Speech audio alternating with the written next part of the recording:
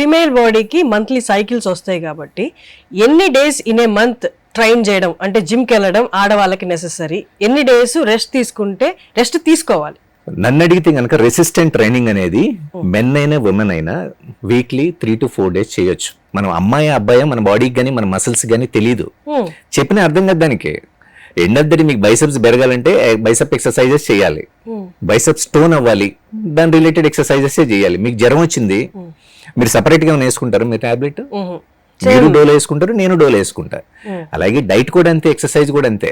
But monthly cycle టైంలో blood flow ఎక్కువ ఉన్న వాళ్ళు చాలా వీక్ గా ఉంటారు, సిక్ అవుతారు. కాబట్టి వాళ్ళు ఒక 2 to 3 days ఎక్సర్సైజ్ చేయకుండా ఉండడం అనేది మోస్ట్ కన్వీనియంట్. సో ఈ టైంలో హైడ్రేషన్ అనేది చాలా చాలా ఇంపార్టెంట్. అంటే good amount of food, carbohydrates ని తీసుకోవడం, ఓకే, లిక్విడ్స్ ఎక్కువగా కన్జ్యూమ్ చేయడం, వాటర్ కన్జంప్షన్ ఎక్కువగా ఉండడం, బాడీ డిహైడ్రేట్ అయ్యే యాక్టివిటీస్ తక్కువగా చేయడం అనేది బెస్ట్ థింగ్.